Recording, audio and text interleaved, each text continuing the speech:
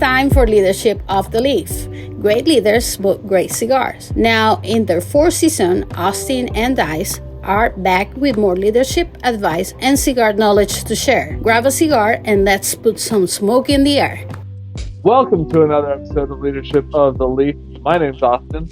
Hey, Austin, what's up? My name is Dice. What's up, Dice? How are you this evening? I'm doing quite well, my friend. I'm just going to say, leadership advice with a good cigar. Austin, what are you smoking? I'm attempting to puff on this, but it's gone out on me a couple times. But I'm smoking a Camacho Nicaraguan. So it's got an Ecuadorian wrapper, a Honduran binder, and the filler is Honduran, Nicaraguan, and Dominican Republic. And it's a Robusto, so it's a 5x52. All right. Nicaraguan. I'm not too sure if that's in your... Yeah, I know you like them. I don't want to say, you hate Nicaraguan, but there's been a few times where I've noticed we've been smoking Nicaraguan, and you're like, Nicaraguan. If I had to line them up, Nicaraguan wouldn't be at the top of that list either, so not talking shit. And as always, my good friend, you're smoking that and drinking... I am drinking Red Breast. Oh, Irish whiskey, 12 years. So good. Yeah. So good. I would never forget. You bought that shot for you. Was like, Dice, you're going to try Red Breast. You're going to do it. Yeah. I'm like, whatever, man. What? And then I took that shot and I was like, I see what you're talking about now. I get it. That just starts you down the road to where you get to me. Yeah, I get it. I see where you're coming from. But then I went to go buy a bottle of Red Breast and put it down. Well, I was like, for the price, I can get Red Breast or VSOP. So Red Breast got left on the shelf. Yeah, Sorry. Because you like fruitier taste. Anyways, what are you smoking? I'm smoking the Fruity Loops of Fruity. No, very far from Fruity Loops. I'm smoking the CAO Consigliere. You may remember it as the Soprano cigar. The Soprano cigar. That is a good cigar. I really like that. I wish I had one. Well, the wrapper is Brazilian, binder Honduran, and the filler is Colombian, Dominican, and Nicaraguan. I am opting to smoke the Tony Soprano size, which is the 6.5 by 60. And I was happy to find this cigar at Mystical Cigars. Shout out to Rebel, because the cello is yellow. Nice. I do want to point one thing out real quick before I ask you what you're drinking. Just because I said it, but I didn't realize it until I had to look back. This is called the Nicaragua, right? Yeah. Wrapper is Ecuadorian. Binder is Honduran. Yeah. Filler is Honduran, Dominican Republic, and then Nicaragua. What the fuck part of this? Why would you name this the Nicaraguan? That's hey, man. Anyway. These cigar companies, they can pretty much do what they like, right? Like the size of my cigar is called a Tony. Yeah, no, I mean, nothing is sacred. Nothing sacred anymore. Yeah, no. Before we jump back on our whole list, I'm gonna go ahead and do this part now. I'm gonna give big shout outs to a few people. All right, big shout outs to Rebel, Mystical Cigars. Big shout out to Scott, Blokes and Smokes. I probably got that backwards. I probably messed up. Either way, they know what I'm talking about. Sammy Two Ties, it's my boy, and Kevin, CPO Kevin, also my boy. Shouts out, big shout out. All right, moving on. I just gotta give shout outs to some people, man. I mean, they've been showing me love in the streets. You know what? I gotta show them love back in back on the podcast, like I do, because they listen and I appreciate them. All right. Well, since you're taking a drink, what are you drinking? Oh, that's where that look was coming from. I am drinking VSOP, sir, because it's a Soprano cigar. I figured VSOP. I even put it in like my little sniffer glass, like a little fancy sniffer glass. Snifter. That's what I said. for a glass. Fuck you. There's a tea in there, homie. No, it's cognac. I hate you so much.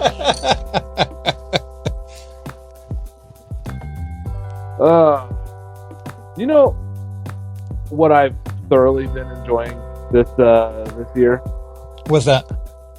so far? Is the basketball and the NBA Cup that's going on. Yeah. All that stuff. It's been a great season. I really am sad. So, to clarify, I finished watching the newest season of Starting Five. Yes, I know I'm a loser. I just got to it. But I just finished watching the newest season of Starting Five, where they had KD, Kevin Durant, James Harden, who's the other one? Shea Gilgeous-Alexander from Oklahoma City Thunder, Tyrese Halliburton. I've heard of that guy before. Oh, Jaylen Brown from the Celtics. Those were the five guys that they were like falling around, but it was OKC's Thunder, the championship run. You know, the MVP of the league, Mr. Scoring Champion, NBA Finals MVP, What's his name Western again? Finals MVP. I hate you so much. I heard that name before. I know I've heard it somewhere. Weird. Yeah. Anyway, no, he's fucking good. I can't front anymore. Brooklyn sucks. Okay. Yeah, they're at the bottom of the league. Have they won a game yet? They won. Yes. But I sidetracked you. You were saying you were a loser and you watched the Starting Five? No, I just finished it. It was awesome. It was because it took so long to get to it. Oh, But I just finished watching it. It was great. I enjoyed it. Really got to kind of see like the behind the scenes of Halliburton, like Achilles injury in Game 7. yeah. Which like my heart goes out to that dude. Like that sucks. As a competitor, you don't want to see that. No. But as a competitor, you know it happens. But the thing that I thought was really cool is before SGA even went to go pop the champagne with his teammates, he went over to Halliburton, like the little back room area, and like dapped him up and said, "Hey, much love. Get healthy so we can do this again." Yeah. I was like, that's class act. That's badass. Yeah. No, so it was definitely like excellent in sportsmanship. Yeah, you can't teach that. No. All right, what's our episode today? Because I've been leading all these fucking segues, and you haven't taken a goddamn one yet. Well, I was wondering where you was going with that because you said you was liking the basketball season and all that stuff this year. And, so and I've watched on Peacock. Yeah, I've been paying attention to it too. And there was a segment, I think it is actually on Peacock. There's a segment that's been coming on. I don't know how often they show it. I just happened to catch every Monday. I caught one or two of them, and I was like, "This is wonderful." It's this. Our episode is inspired by the MJ series or segments that they've been having, where it's talking about chasing excellence. Yeah, and he is a profound player that seeks perfection. Right? Yeah. That's what everyone thinks. He seeks perfection. But if you listen to him, he's not seeking perfection. He's seeking excellence. He wants to be excellent at everything he does. I want to be good at what I do. I don't want to be perfect. I want to be good at what I do. Right? Yeah. I mean, he is really, really an excellent all-around NBA player, cigar smoker. But, He put in there and said to be successful, you have to be selfish, or else you're never going to achieve. Once you get to your highest level, then you have to be unselfish, stay reachable, stay in touch, and don't isolate. That was a straight quote from Michael Jordan. Yeah, and that actual quote says a lot because yes, he was selfish at the beginning because he was crafting his skill. He was doing what he needs to do to become the great MJ, the great Air Jordan that he is. And then once he got there, look how many people that surrounded him, his circle of bosses, so to speak. I mean, I'm not saying that he brought Scottie Pippen up, but I'm pretty confident once MJ left, how prolific was Scottie Pippen? Yeah, he wasn't. Yeah. He wasn't.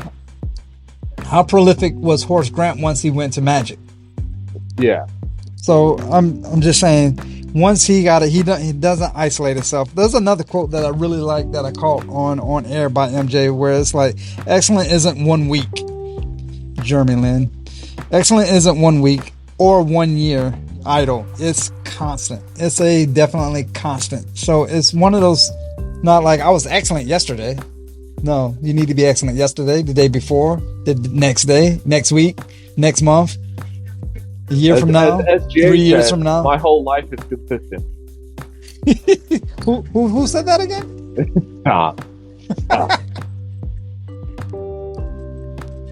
That's a viral quote if I've ever heard. My whole life is consistent. I was like, God damn. That dude got it. But I think we need to define excellence versus perfection, right? Like, yeah. So we'll just, for leadership, at least let's go to leadership. So in leadership and in life, there's a fine line between chasing excellence and being trapped by perfectionism. Excellence is about effort, growth, and consistency, and the pursuit of doing your best with what you have, improving a little each day, and taking pride in the process. Whereas perfection, on the other hand, is the illusion that everything must be flawless before it's worthy of recognition. It's that inner voice that says it's not perfect, it's not good enough. The problem with that mindset is it creates an unresponsive dead end. Leaders who chase perfection often stall progress, fearing mistakes instead of learning from them. So my thing is always, perfect is the enemy of good. Yeah.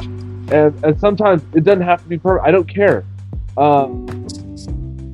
Say what you want about the current political climate. I'm not going there, but like Secretary Hegseth said something, and he's like, he goes, "We're gonna stop caring about mistakes because you know who cares about a flawless record? Peacetime commanders. You know what they don't have to do? They don't have to fight a war. I care about people who take risks and take action. Yeah, they might mess up, but I'm not gonna, like, as long as they're not doing something illegal or unethical or immoral, I don't care." Right. It's like, yeah, you might mess up. That's fine. Take a risk. I'm like, all right, I can deal with that. I often like that. I look at it like chasing perfection, chasing excellence. Right? You have smoked, and I know I have smoked. You have smoked a great cigar. Like, it was wonderful. The best cigar I've had in a long time. Then you got one exactly like it, and it just didn't hit as well as that first one. Then you get a third one, and motherfucker, that hit just like that first one did. What was wrong with that second one? It's the same shit, same cigar, same everything. Same, came out in the same box. Samesies. So what the hell? Well, as any cigar person knows, no two cigars are the same, right? The soils, the leaves, the rollers. Maybe the roller had a bad day. Maybe he had a fight with his wife that morning, and that one cigar got rolled all kind of fucked up. Stems, sticks. Your lighting technique. Maybe there was something slightly off about your lighting technique. Wind. You cut it wrong. There's so many items that play in that. So, I mean, even though two cigars aren't ever truly identical, each one bears that exactly what we were saying, like how it was rolled or what was the process during that. Sometimes the color could be off, the texture could be slightly different, but I mean, the natural imperfections are always going to be there. The takeaway from it is it's still an excellent cigar. Nothing's going to take away from that. Yeah. Yeah, it's definitely going to be, this is a handmade product. And any handmade product, no matter how much you try to reproduce in between each identical one for each identical box, still is handmade. I mean, it is what it is, right? So, like, you could have me and Dice putting together boxes, just plain old, like, whatever, wooden boxes. And the way I drive my nails, and the way he drives his nails, creates little imperfections in the wood. Maybe I hit too hard, so there's a little divot in the wood that weakens the wood and it fails later on, but his is perfect. Like, it could be something as simple as, like, he has more experience than I do, Roller has more experience, whatever the case is. But excellence comes from care, consistency, and passion. The same traits that define great leadership. The key, not key, I keep wanting to see key.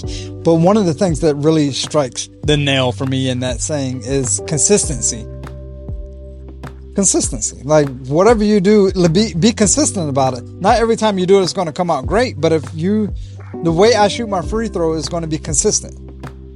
Like, eventually it's going to be muscle memory, and then boom, I'm going to make at least 90% of my free throws just by nature of being consistent. Yeah, and we got to be consistent and talk about our first third. Very, very, very well played, sir. I like that. I like the cut of your jib. This is one of my favorite cigars. I've actually smoked quite a few of these recently. I get notes of cedar to start with. It has that sweet touch of maple on it. It's creamy as leather with ever so like backdrops of coffee and like a chocolate coffee. But again, I'm saying it so quickly because like I know, right? But I've smoked quite a few of these in the past couple of weeks because I saw the cello was yellow and I picked up. So I picked them up. Yeah. So this one is like a creamy black pepper, which is weird to say. That is weird to say. But that's like, so I retrohaled. I was sitting there, I was like, oh, I'm getting like pepper, like leather, maybe a little earth, and then like I retrohaled, and like a bunch of creaminess came out. And I was like, oh, okay. So it's like all those mixed with like that leather and the earth and stuff that I was tasting was like a muted creaminess almost. But it's I don't know. It reminds me like that black pepper sauce you get from like a Chinese restaurant. Okay. Well, as soon as you said it, the first thing came to my mind. I'm not smoking it, so I'm not saying this what the flavor is like. But when you said it, it made me think of biscuits and gravy, like that pepper like, gravy, creamy pepper. Yeah, exactly. It's very there. Leather, a little bit, maybe a little bit of hay or barnyard, and then there's like some cocoa on the back end. It's very good. It's good so far. The first couple puffs, I was not a fan of it, but it's kind of growing on me. Oh, growth! Look at you! Look at Austin growing. Look at the big brain on Brad. Well, just like Austin knew his flavors for his first third, a leader knows when their team is aligned, motivated, and producing their best work. It's not about chasing that flawless result. It's about creating something authentic, balanced, and worth savoring. Like the cigar you smoke, it's worth savoring. You didn't care too much for your first couple of puffs, but you continued until it got savory. It was good for you. It was good for your palate. Yeah, well, like if I or a leader would focus on just excellence, but like then I encourage that experimentation, right? I kept going with it, like, hey, maybe this will turn excellent. So leaders are going to focus on that, encourage experimentation. They're going to trust their people and value growth over rigid control. They're going to understand that progress is a process, and that sometimes a small flaw gives character, depth, and story to the final result. If I would have just focused on perfection, the first couple puffs, I would have set this down and said, this isn't good. It's not good enough. I don't like it. It's not perfect. And I never would have gotten to the other step. Oh, this is actually starting to get good. So don't chase perfection. It's just a mirage. Perfection's never there. Life is never going to be perfect for whatever you're doing. I say that so many times. Sorry. To like my wife, she's like, well, we just got to wait for the perfect time to do X. I'm like, life is never going to be perfect. Life is messy. We just have to go.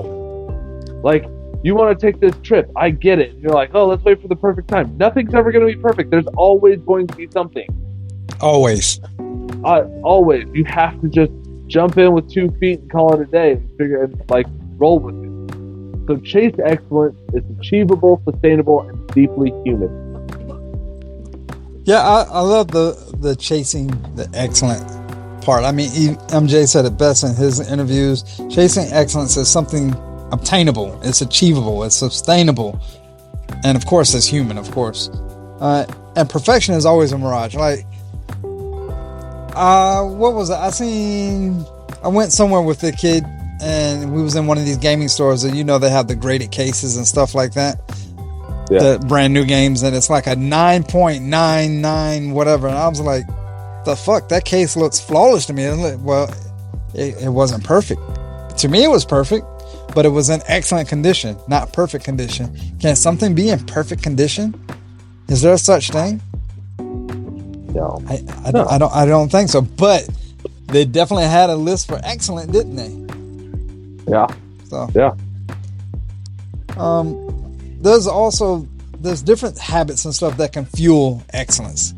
There's just different things that can fuel it. Excellence isn't a single moment of greatness. It's a result of consistent, there's that word again, intentional habits practiced day after. Yes, Austin, we're talking about practice.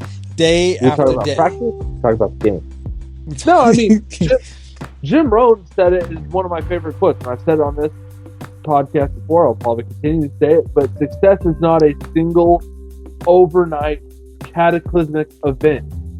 Rather, it's a few good choices repeated each and every day. That's it. Same thing. Failure is not a single cataclysmic event. It's a few lapses in judgment made to every single day. So if you want to be excellent, make good choices every single day. If you want to be a failure, make bad choices every single day. It's the same thing. And you know what? You know what the two share? Every single day. Was that? That's a synonym for consistent. Consistency. Weird. So great leaders, much like great cigar makers, understand that excellence is built in the small details that people overlook. It's not about grand gestures. It's about quiet commitment to doing the things the right way, even when no one's watching. What's that called? Oh, integrity. That's right. Oh, I used that. Well, I think it was today. Someone said something. It's like, oh, look at you doing whatever you're supposed to be doing, even if nobody's watching. I was like, that's called integrity, sir. Of course, I got a chuckle. Then I went back to what I was doing. But some of the habits that fuel that is going to be stuff like patience. The first and perhaps the most undervalued habit of excellence. In leadership, patience allows you to step back, see the bigger picture, make those sound decisions instead of emotional ones, which a lot of people jump to that emotional decision. Like, take a deep breath. It has the ability to listen, teach, and to let others grow at their own pace. If you rush the development of your team and skip fundamental or foundational work, the results will be less than stellar. Like, that whole thing, you gotta crawl before you walk, homie. Vanilla Ice said it best. Stop, collaborate, and listen. Oh my God. How white are you? I think. No, we're going to get sued now. We're going to get sued. Suge Knight is going to show up at my door. Thanks, sir. Well, you know what? You better be prepared, because great leaders understand that preparation sets the stage for success. Leaders prepare by planning, researching, and anticipating challenges. They don't just react. They're proactive, ready for what comes next. Preparation gives confidence, and confidence fuels excellence. Confidence does fuel excellence. We keep going back to basketball. Basketball's my thing, not really everyone else's in the world thing. But you ever notice, like, when someone takes a shot and the whistle is blown and the ball is about to go on the rim, but the other team hits it out the rim, because they don't want to build that consistency. They don't want that to develop into like momentum. Yeah. Right. They don't want that confidence to build from that shot. So they always try to make sure the ball doesn't go through the hoop. Yeah. Which also leads to that something that I always took pride in, and you worked for me before too. Pride in details. Excellence hides in the subtle things. The tone of the email, the way the meeting is structured, the follow-up after our conversation.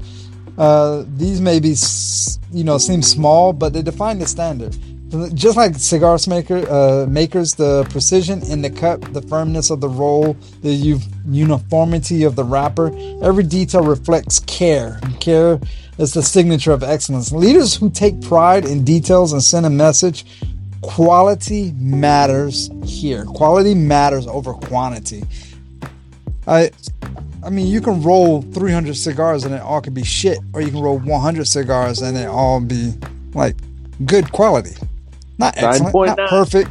Yeah, just very good quality through and through. Like consistently 9.9 as opposed to 9.9 here, 3.2 there, 9.4 here. Yeah. But I always took pride in the details. Like you don't need the speed rush. You don't need this. Slow down, speed racer. Let's make sure you take some pride in your work. I'm not going to look at your finished product unless you're proud of it. Are you proud of it, sir?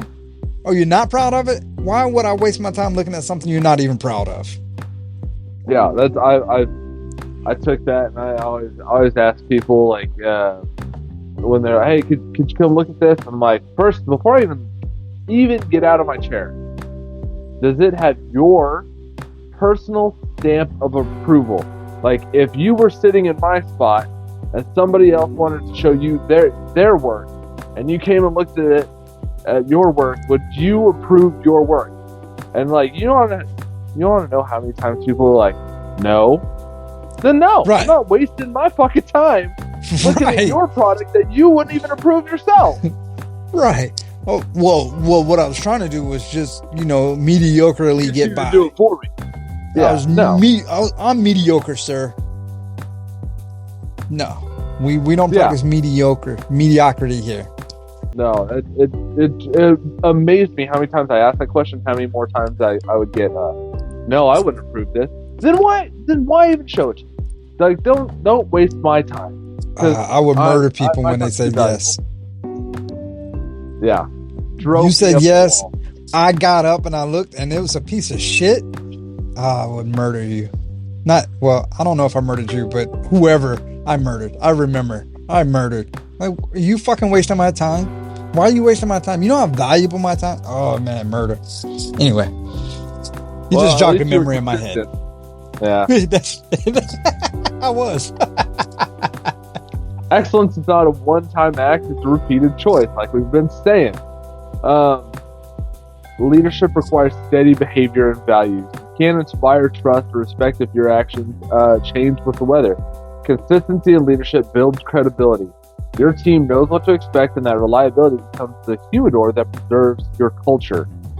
If you sit there and you tell people like, hey, you finished this amount of work and you guys can go home, and then the next thing you do is just like they finish that amount of work, you're like, ooh, that was yeah, sorry guys, we're gonna have to work a little bit extra, like, and then every time you just kind of change what you're doing, like, nobody's gonna know what the fuck to choose, and everyone's gonna be like, yeah, he says you can go home early, but be prepared to be here like the whole night or more.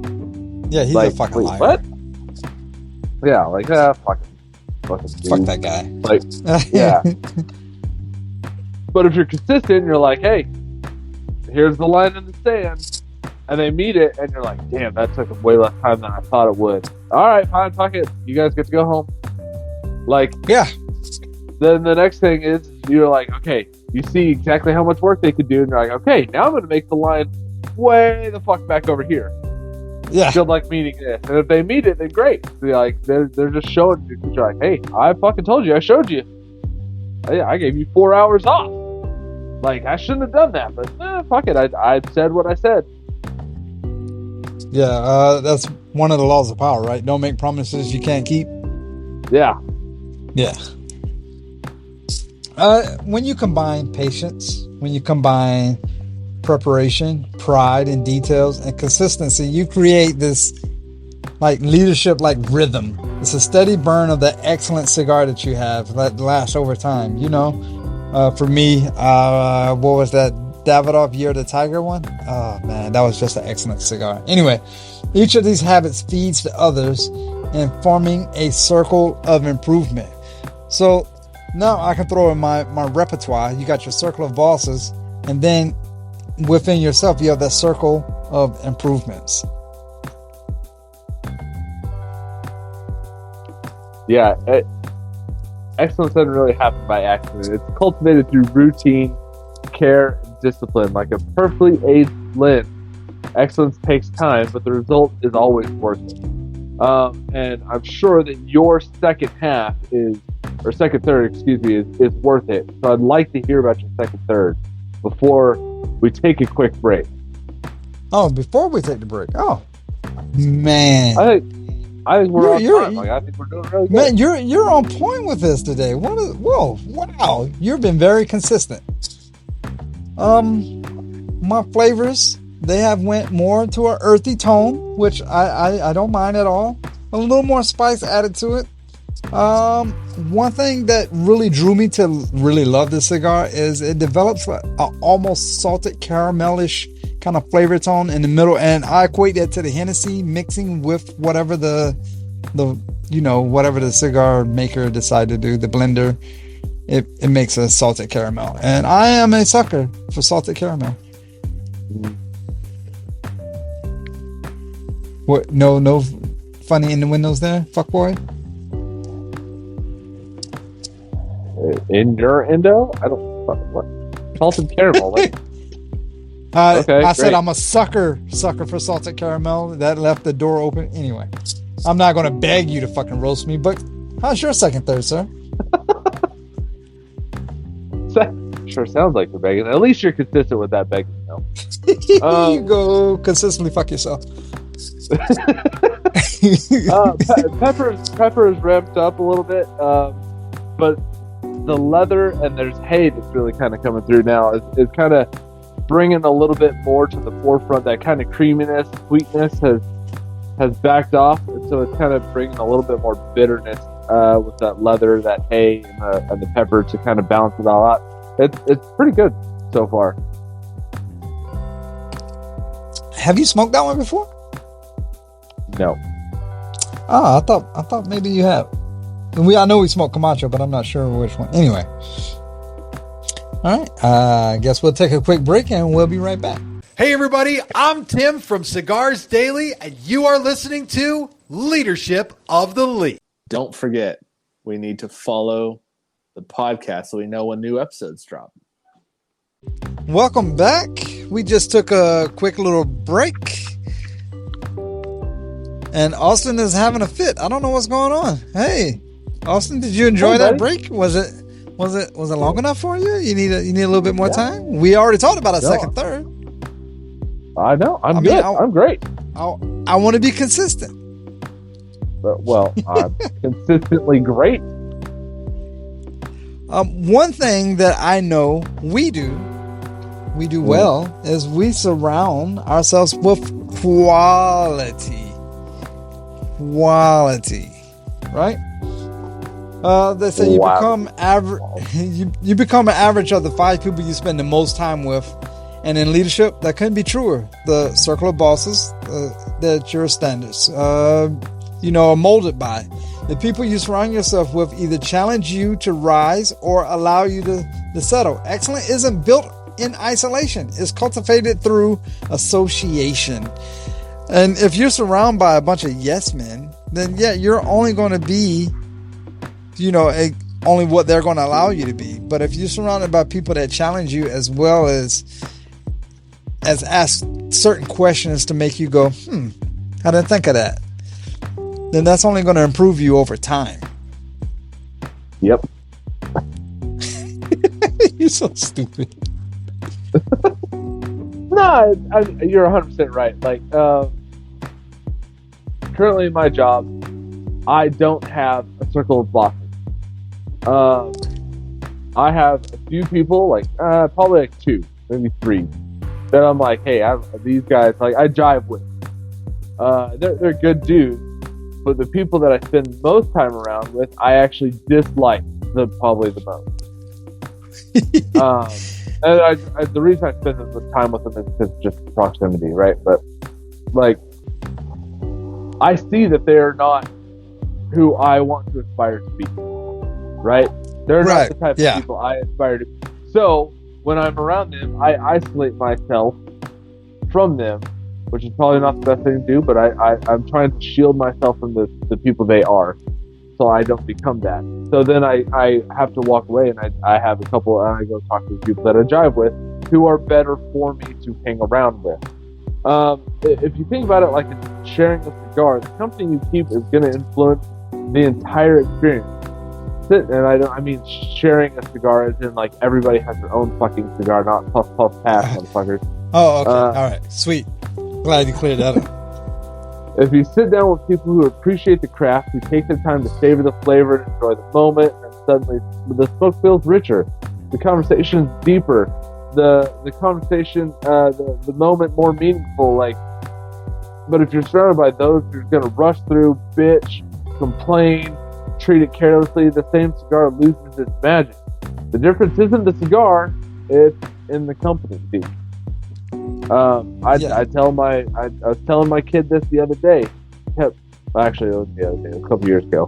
But he started getting in trouble at school, and I was like, "Why are you getting in trouble at school all the time? Like, these are rules that we have at our house, and you follow the rules at our house." I don't know. I was like, okay, explain to me the situation. He goes, me and this other kid, we're doing this, and I'm like, all right, explain the next situation. Me and that same kid, we're doing this. And I was like, I'm starting to see a trend here. I was like, explain the last one that you got in trouble. Me and this kid. I was like, all right, got it. Bingo. I nailed it down. That kid's a fucking troublemaker, and you're following him into trouble. And he's like, oh. I said, if you don't play with him, do you get in trouble the same way? He's like, no. I said, okay, so you have a choice to make. Either you can keep hanging around this kid and keep getting in trouble, and I will treat you accordingly and discipline you accordingly. I said, or you can break ties with this kid and go find other kids who aren't getting in trouble, maybe who are getting kudos from the teacher or whatever, and you can go play with them and emulate what they do. And so I think I'm going to do it that way. And right there, I was like, that's what I'm just taught him, like, you got to choose your company wisely. That's a smart move on that kid. Just like his papa. He said something smart. He said something today that I was so fucking proud of. I'm gonna brag on him just because I can. All right, let's do it. He goes. He asked me the other day. He's like, "Oh," he goes, "Dad, if you ever run out of money, you can borrow some of mine." I was like, "That's very sweet, but you know where the best place to go for money is if you're broke?" And he goes, "To work." Hell yes. Oh, in the climate of the culture of today, wow. Kid. I was so fucking proud. I was like, yes! Yes. Made me so happy. Anyway, that was my little brag. No matter which side of this political fence you're on, nothing beats an honest day's work. And if you're against an honest day's work, I don't know what side of the political fence you would be on for that. I'm not a political guy. I'm sorry. But nothing can beat a good hard day's work. And that is an answer from, what is he, 6? He's I 7. can't remember his. Sorry. Oh, don't tell him that I called him 6. That's a big deal for a 7-year-old. He's over 7.5. If you want to get he will fight me. He probably will win too. He's bigger than I am. He's almost taller. I believe it. I believe it. Fuck yourself. In leadership, the same principle applies. When you surround yourself with people who take pride in their work, who think critically, who chase growth, it elevates your own game. High standards are contagious. When you work with driven, disciplined individuals, it creates an environment where excellence becomes norm. Not the exception, but the norm. Everyone holds each other accountable because no one wants to be the weak link in the chain. And before we go, I have to read a text I got from a former worker of mine. I'm going to have to find it. It touched my little Grinch heart. Can I say what happens if you don't surround your people with the same principles? Yes. All right. While you find your little text. But if you don't surround yourself with good people, if you surround yourself with negativity, complacency, or mediocrity, that energy spreads just as quickly. It's going to dull your edge. It's going to weaken your motivation and lower your expectation without you even realizing it.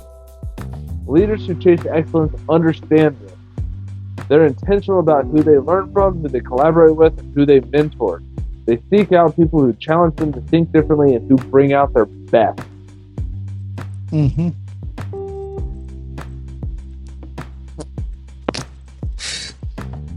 All right. You ready? It was I'm text. Read the text. Read it. Dice. Fucking dice. Man, I miss walking the line between production and fucking around just right not to get chewed out. You meant a lot to me, man. Thank you.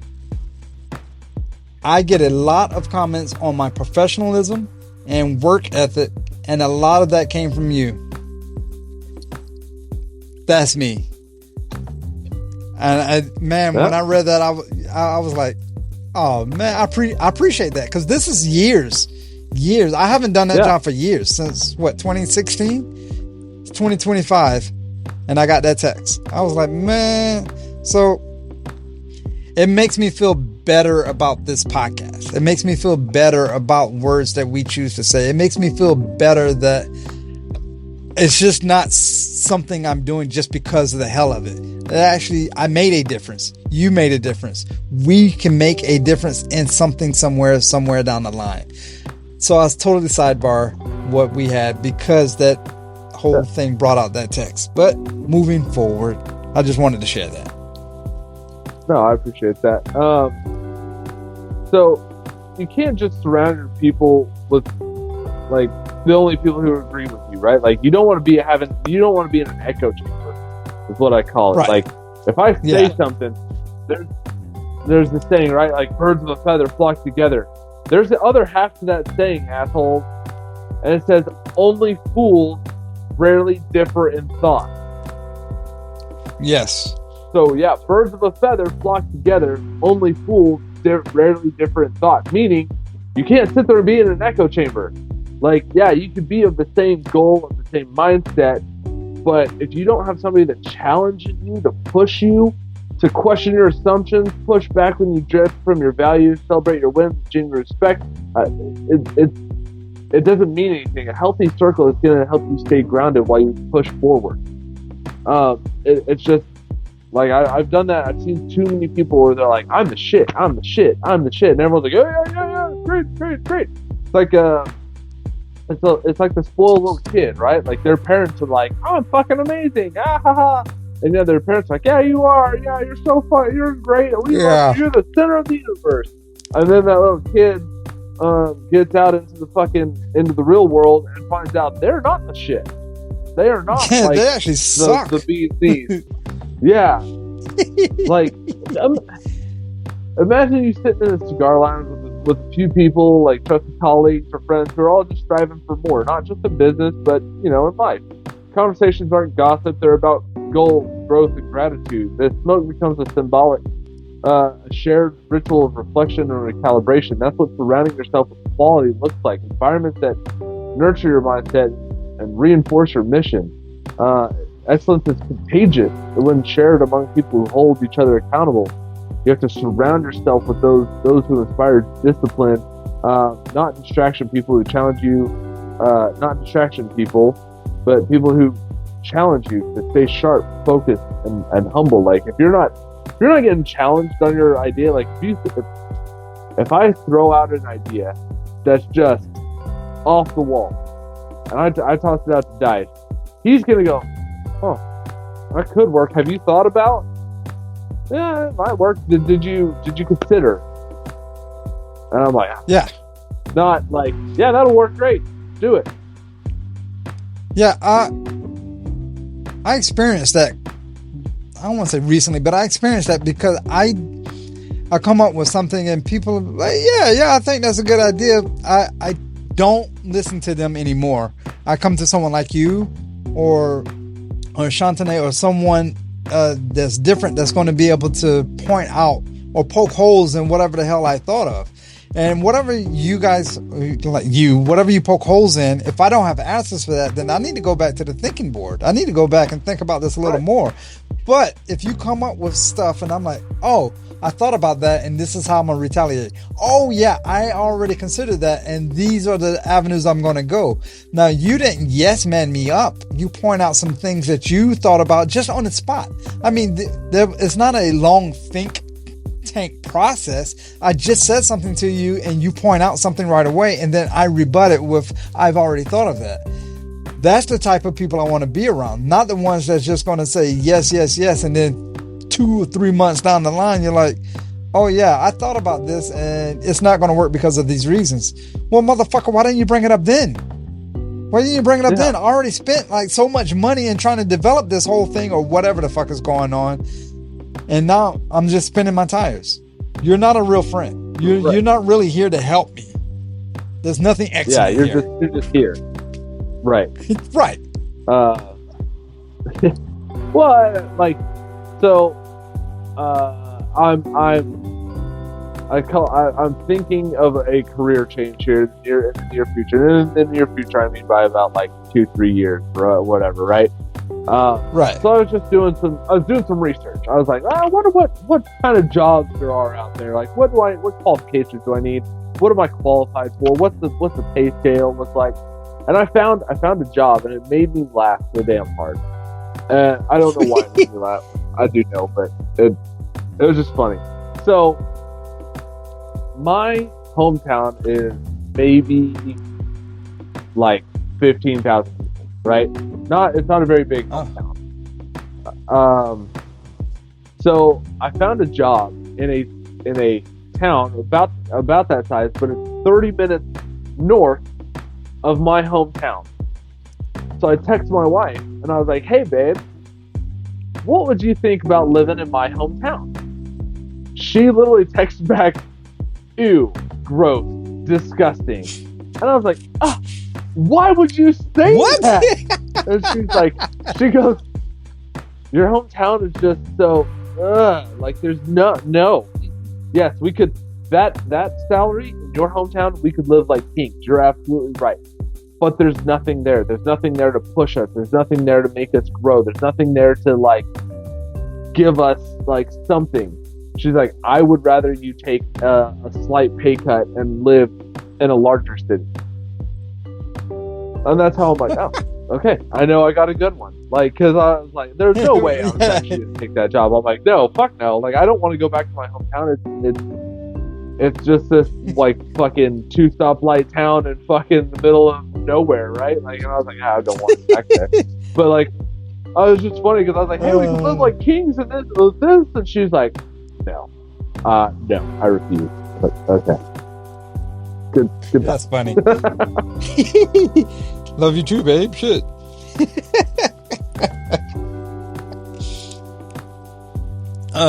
One thing about excellence that can humble you up is how you handle setbacks.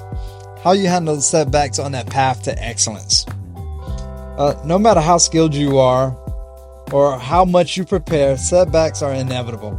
Every leader, every craftsman, every cigar aficionado has faced that moment when things don't go quite as planned. Maybe that burn is uneven. The draw feels tight, and we've been there. The flavor just doesn't hit the same way as it should. In those moments, the difference between an amateur and a master isn't whether they face the problems, it's how they respond to them. And I know, putting it on a cigar level, I know I have grown so much in cigar smoking. Like my first couple of years in cigar, I didn't know that you can poke a fucking cigar to open up the draw. And now I don't even do that. Now I just kind of chew on the head a little bit of the cigar and see if it opens up the airways a little more. If that doesn't work, then I can go to the poker. But there's little tricks of the trade that I've learned throughout the years of smoking of how to help with that tight draw. I mean, so there's always going to be some kind of setback, even if your lighter doesn't really work as well as it used to when you first got it. Right, Austin? I only said because all I hear is click, click, click, click of your lighter. What the fuck? Put some fuel in that bitch. I have an uneven burn, right? So I have an uneven burn, which is it's a good analogy for leadership setback. Sometimes one side of your plan catches fire faster than the other. Maybe one team is excelling while the other one's struggling. Or a project that seems solid suddenly starts unraveling. The instinct might be to get frustrated, to overcorrect, or to give up on the whole thing. But just like a cigar smoker knows how to gently rotate the cigar, slow the pace, or even touch it up with to even the burn, a great leader adjusts without losing their composure. That's what I was doing, dickhole. What I was going to say, you didn't lose your composure until the end there. Whoa, wow. You might need to take a few more puffs on there, man. All I hear is the click, click, click. I need to refill it. Like I pulled it out and I was like, shit, I need to refill it, but it was smoke time, so yeah. It was time. It was time. That's where resilience comes in, sir. Resilience isn't just the ability to recover, it's the ability to adapt while staying calm and focused, like you was when you was trying to light your cigar just now. A resilient leader doesn't let small hiccups destroy the experience. They see these setbacks as signals, not stop signs. They understand that the pressure, conflict, and change are all part of the process. Instead of panicking like some fucking loser bobs do, they stay steady and make the thoughtful adjustments until things balance out again, until that cigar is burning even again. They don't panic. They don't curse the cigar. They don't get mad. They don't throw a hissy fit. They just know it's going to work out. That'll be fine. Shit'll buff. Yeah, so I saw somebody else's family motto the other day, and I really enjoyed it because, one of my favorite sayings is to improvise, modify, adapt, and overcome. They had a saying that was very similar. It says, we don't get mad, we adjust. So anything that happens, like a roadblock comes up, we don't get mad at the roadblock, we adjust to go around the roadblock or to go over it or through it, whatever the case is. We don't get mad, we just adjust. And I was like, that's so awesome. I like it. So I started saying that to my kid. He was like, I don't know what you're saying. I'm like, you'll fucking get it eventually. But cigar resilience, you got some feedback, right? One of the most valuable tools in refining excellence is, cigar roller relies on feedback from most experienced customers. How did it burn? How did it draw? How did it taste? That information shapes the next roll, the next blend, the next improvement. Leadership works the same way. Constructive feedback, whether from your peers, mentors, or even your team, is going to help you fine-tune your approach. It's not criticism to fear, it's guidance to grow. I welcome criticism. I love it. As long as it's not personal, like, hey, I hate your stupid face. Like, all right, whatever, dude. Like, go fuck yourself. But if it's like, I tell you that all the time. You could do this better. Yeah. Like, but if you're like, hey, I think you could do this better. All right, yeah. You know what? You're right. I probably could do that better. How? How could I do it better? Yeah. What would be better? What's better in your opinion? Because clearly you have an opinion of how I can do it better. I welcome that open communication of feedback. Yeah, I like that. Bitch. For those that don't know,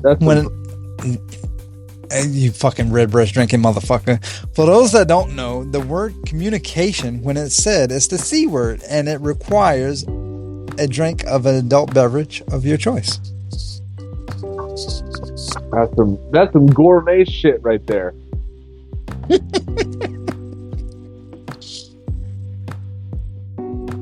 I will tell you this, and I'll take a picture of it or whatever. Next time I go out, I will get a shot of rib breast. Next time I go to Triple Crown, I'll get a shot of rib breast and toast it up to Austin and the whole leadership of the Leaf. All right. So then, it's resilient, how you bounce back, feedback helps you grow. Then you got to refine all of that stuff, right? Excellence is never final. It's a continuous cycle of test, learn, and improvement. When something goes wrong, the best leaders don't scrap the entire process. They're going to pause, reflect, and make targeted adjustments. They look at what worked, what didn't, and how to make it better next time. That mindset transforms obstacles into opportunities. A bad burn doesn't ruin the cigar if you know how to handle it. It just adds character to the experience. Likewise, setback doesn't define your leadership unless you let it. What defines you is how you handle the heat. How you handle the heat, how you handle the loss, how you handle the setback, how you handle the uneven burn of your cigar, how you handle so many different facets of what made you get to that point. Like when Michael Jordan missed a game-winning shot. Nobody remembers Michael Jordan missing a game-winning shot. Have you, other than him saying it, well, I've missed many of shots that I've taken. Yeah, he's like, I've been trusted with like 798 game-winning shots. I've missed 674 of them. But they don't remember that. Right. They only remember the 100-something I made. Like, oh, shit. Correctamundo. So true excellence isn't about avoiding problems. It's about mastering your response to them. When the draw gets tight and the burn runs uneven, slow down, assess and correct with confidence, like you did with your lighter. You're touching up there. Resilience, feedback, refinement are all tools that keep your leadership burning smooth and steady. It's all about that continuous circle of improvement. Yeah. And then finally, you got excellence as a legacy. So true excellence isn't measured by what you achieve, but by what you leave behind, right? Like your text message you got. It's the mark you make on people, on the culture you build, the standards that endure long after you're gone. Like master cigar makers who pass down their craft through generations, great leaders pass down their values, discipline, and attention to detail. Excellence becomes a living tradition, taught, refined, and carried forward through mentorship and pride in the work. Every leader has a unique blend of a mix of values, vision, and actions that define their leadership style. The real question is, what is your blend of excellence going to be? What is it going to be remembered for? Build a culture rooted in care, consistency, and purpose, one that continues to burn evenly long after you pass that torch. Yeah, it's one of those things. I want you to remember. We're coming to an end here. I want you to remember this. Excellence isn't a destination. It's a discipline. It's not about chasing perfection or living without mistakes. It's about showing up every day with intention, care, and pride in your craft, pride in what you do, pride in your work. Just like a good cigar, excellence takes time, patience, and a steady hand. Excellence in all you do will show the next generation, will show everyone down the line, and no one can argue the pride that you show in your work. Yeah, like I was always taught, whatever job you have to do it well. And I like, I was like, that's dumb. It's dumb. I like that. Growing up, I was like, that's what a stupidest thing I've ever heard. Whatever you have to do it well. Of course you're going to do it well. Until it came time for me to like clean bathrooms. And I was like, I got a job. It was in high school. I was a night janitor at it was a drill bit production plant. I'm talking drill bits is like the diamond oil rig drill bits, right? Like those types of drill bits. And I had to clean their offices and clean bathrooms. I was a janitor, right? And I was like, yeah. So when I went there, I started I popped in music. I just started cleaning bathrooms. And I was making sure everything was done correctly the first time. It was clean. It was flawless. Like everything was like immaculate when I was done. And I walked out, and it didn't take me very long. And then like over time, what I noticed is I had to do less and less cleaning. And the reason I found out, because it ended up being one of my friends from school. His dad worked there, and what I found was I was like, hey, I saw him, and he goes, hey, I want to tell you, I don't know if anyone's told you this, but you were doing a fantastic job on these bathrooms. I was like, oh, well, I really appreciate that, thank you. He goes, no, I don't think you understand. Like, have you noticed they've been cleaner? I was like, yeah. He was like, yeah, people have noticed the care that you take when cleaning the bathrooms, making sure everything's fully stocked, everything's filled. Like, nobody's wanted for anything. And so we've actually, like, He goes, I've noticed people like wiping down the counter just so you don't have to later on that day, because they like to keep it, like they like it clean, and they like to keep it clean so you have to do less work. So they're like, if it's already clean, it's easier to keep it clean. And I was like, oh, well, shit, I have noticed that. That's cool that like people are doing that. And so the next person who took my spot, I showed them the ropes of exactly how to do things. And they said, man, this job is like the easiest job I've ever had. And I was like, yeah, because I built that culture of keeping shit clean. Right. And that's all it was. It was just me keeping stuff clean. And they're like, oh, okay. So it was one of those things, like, the little things you do matter because they're going to build up to big things. Yeah, clearly everyone saw the pride that you took in your work. They didn't want to destroy that. Yeah. Well, and it just reflects. I love it. Yeah, do anything you have to do. You got to do it well. It's going to reflect. People see that, and so when I, I took a different job and I did that one well. People were like, "Hey, this dude knows shit," and they just started giving me more opportunities, different opportunities. And I started moving around. Everyone started fighting over who could get me on their team. It's not something I craved, but it's just something that happened because I took pride in my work. Still a good feeling, though, right? Still a good feeling. Don't front. Yeah. You can go ahead. You can say it. It's a good feeling. Yeah. Because I've been there. Like, we want dice. No, we want dice. No. We had them first. No. Yeah. It's a good feeling. I don't care what you say. What I do care about. It was great. I want to share what I do care about. Come on. Your final third. I care about that.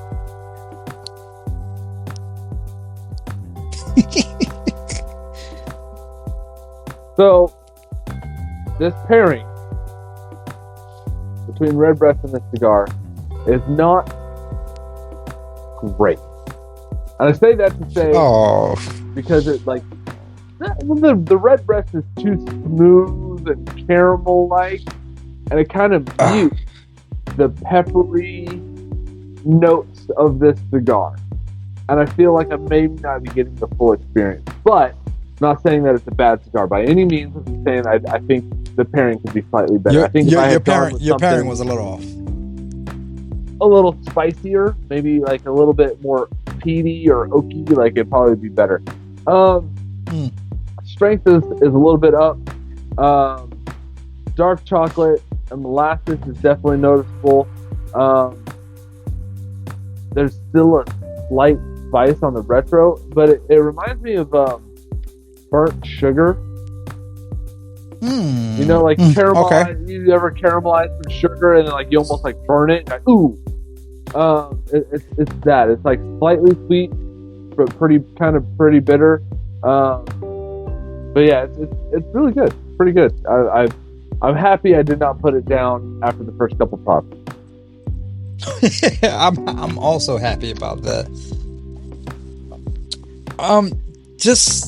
I like the Sopranos, whatever. Like the sweetness of my cigar has completely diminished. Like the chocolate, all that has gone. It's definitely getting a strong note of like that, just that what you would think tobacco should taste like. There's some hardwoods, leather is building up, the bitterness is rolling in on the end. To me, this embodies the Sopranos to me, because the Sopranos was such a good... You asshole. I hear that pop. I hear you taking another shot of Redbreast. I see that smug look on your face of, yeah, motherfucker, this is going to be good. I get it. I'm down. The cigar is definitely good all the way through. The flavor notes have changed throughout the process. I enjoy this cigar, and I can tell the age of it. Not just from the cello, but I've smoked the cigar numerous times, so I can tell how mellow, because it took it from a full to a medium plus, and it is. I don't want to say perfect, because I don't want to put that image, but it is a very rounded cigar for me, and I'm pairing it, I think, excellent with a VSOP. All right, so I'm pretty sure I know the answer to this question, but I gotta ask: Is it single, 5-pack, or box worthy? It's time to answer the question. Is a cigar box worthy, 5-pack, or just 1 or 2? Well, clearly I have a biased opinion. Clearly. Even without the aging of it, I have smoked plenty of these without the aging and everything. It's 100%. It's a box worthy cigar for me. The CAO, I'm gonna call it Soprano, but it's consigliere is the perfect size because it's like a supersized Churchill for me. The burn and everything has been even throughout the process. The cigar ash isn't too flaky. It's not too smoky. The flavor profile changes enough to where it keeps me entertained throughout the whole process. For me, I did a deep V cut on this one. Almost perfect cigar for me, for my liking. So box worthy. I've smoked that cigar. How about yours? I agree with you. It's a great cigar. This cigar, I think I'm gonna have to go 5-pack on this. And the only reason I say 5-pack is it's very good, but it doesn't do it for me. Like I can't see myself buying a box of these and being like, I'm fucking stoked that I have a box full of Camacho Nicaragua in my humidor. Like I can smoke these day in and day out. I just can't see myself. But a 5-pack where I have it as an option most days, all day, I could smoke these with some regular frequency. It's just not quite box worthy for me. Okay. I mean, I don't think I've smoked the Nicaraguan Camacho. I do enjoy a Camacho cigar. They have plenty of cigars I enjoy a lot of, great. But I don't think I smoked that one. Yeah. I will give that one a try though. It's very good. I don't want to send the wrong message. I just, like, when I think of box-worthy cigars, I'm sitting here thinking, like, okay, Red Meat Lovers, good cigar. Sin Compromiso, Obrigados, the Macanudo White, Inspirado White. Like, all of those, I'm like, if I had a box of those, I could smoke those damn near every day, and I'd be perfectly entertained, and I'd be happy. This one, I'm like, I could smoke this on occasion and be thrilled, but I don't want to sit here and smoke it like every damn day. I'm gonna totally sidebar everything you just said. I'm sorry, your words made me think of this. How excited are we? I was gonna say you, but I'm just as excited. How excited are we? The American Viking and Steve Saka are teaming up to make a cigar, and it is, if it's not here yet, I don't know when we're going to air this. If it's not here yet, it's coming fucking soon. I'm excited for it. I want to get my hands on it. I can't remember the name of it. It's agreed. Like, I can't remember the name. I'm sorry, but I can't remember the name, but I'm excited for it.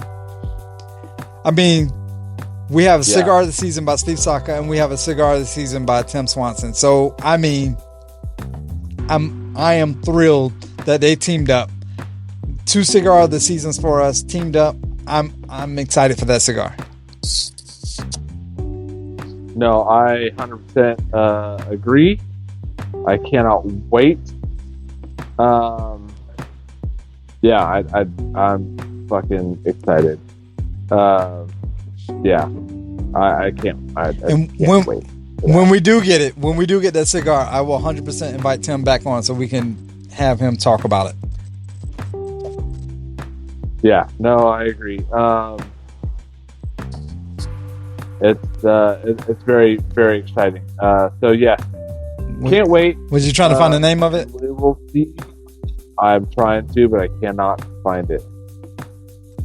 I've seen one clip where he talked about it, and I can't remember the name of it for the life of me. Something L, and then the next name is C.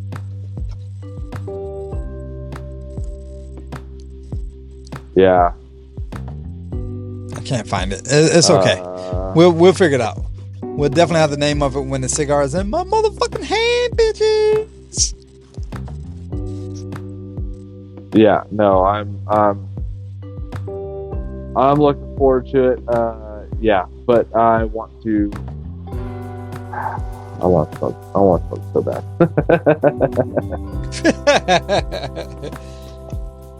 Yeah, I don't have anything. I can't find it. I see the fucking. He did a video. It was on Twitter. He did a video of it. I'm pretty sure it's more than just Twitter, but he did a video. Instagram. Yeah, I'll have to find it. But anyways, yeah, I'm excited. Can't wait. All right. Anyway, until next time, I'm Austin. And I'm Dice. And great leaders smoke great cigars. Facts. Thank you for listening to Leadership of the Leaf. The comments and opinions expressed by the host and guests does not reflect the opinions of those that broadcast this show, nor does it reflect any of our affiliates.